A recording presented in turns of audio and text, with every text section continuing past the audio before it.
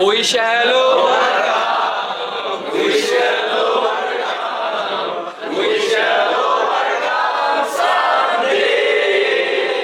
Oh, even when I believe we shall overcome someday.